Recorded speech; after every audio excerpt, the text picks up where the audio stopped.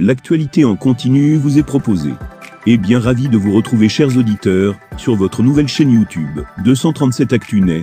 L'information de qualité sur cette chaîne est assurée par nos experts politologues et analystes politiques.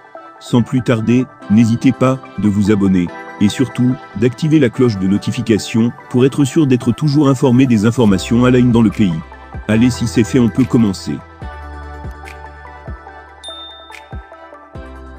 Les autorités américaines, par le biais des hauts responsables du département d'État américain, équivalent au Cameroun de ministère des Relations extérieures, en charge de la politique africaine, ont joué carte sur table avec le journaliste Éric Boniface Chouaqueux et ont explicité les réalités de la crise anglophone, de même que leur partition, rapporte leblé-parle.com. En effet, la justice américaine a récemment condamné des Américains d'origine camerounaise pour violation des lois américaines sur l'exportation des armes. Ces derniers apportaient un soutien en armement aux groupes armés séparatistes dans les régions anglophones.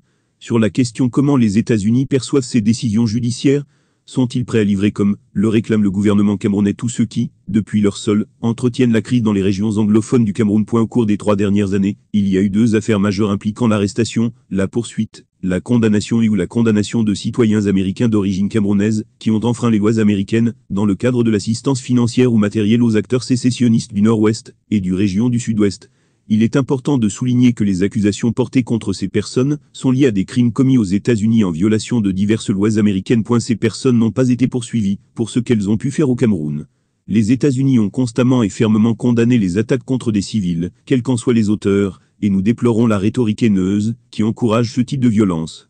Les actions des forces de l'ordre et des autorités judiciaires américaines devraient envoyer un message clair selon lequel le territoire américain ne peut être utilisé en toute impunité. Si le gouvernement camerounais devait faire une demande formelle de collaboration ou d'assistance supplémentaire en matière d'application de la loi, nous l'examinerions à ce moment-là, indique le département d'État américain. Mais ce n'est pas tout, l'administration Biden s'était engagée à faire cesser les violences dans les régions anglophones du Cameroun.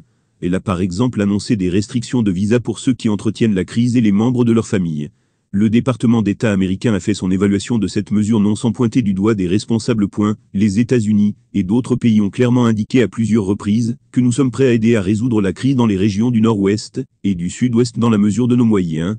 Mais la situation est fondamentalement une situation que seul le gouvernement et les citoyens camerounais peuvent résoudre. Les États-Unis ne sont pas en mesure d'arrêter la violence, et nous ne nous sommes jamais engagés à le faire. Ce que nous avons dit très clairement, cependant, c'est que personne appelant à la violence, ou y participant n'a notre soutien, et ces personnes risquent d'être soumises à des sanctions américaines en matière de visa, comme l'a annoncé le secrétaire d'État Blinken en juin 2021. Selon la loi américaine sur l'immigration, nous ne pouvons pas commenter les cas de visa individuels. Fermez les guillemets, affirme le département d'État américain. Finir, ces échanges sans toucher les récents rebondissements auraient été bancals. Selon les informations rapportées par le confrère susmentionné, parlant enfin de l'annonce du Canada, il y a quelques mois, de sa posture de médiateur dans le cadre de la crise anglophone, le gouvernement camerounais avait démenti et rejeté cette médiation. Le département d'État américain le regrette. Dans une publication sur les réseaux sociaux sur Facebook et Twitter, le 23 janvier 2023, l'ambassade des États-Unis a salué l'annonce par la ministre canadienne des Affaires étrangères, Mélanie Joly, de pourparlers pour résoudre la crise dans les régions du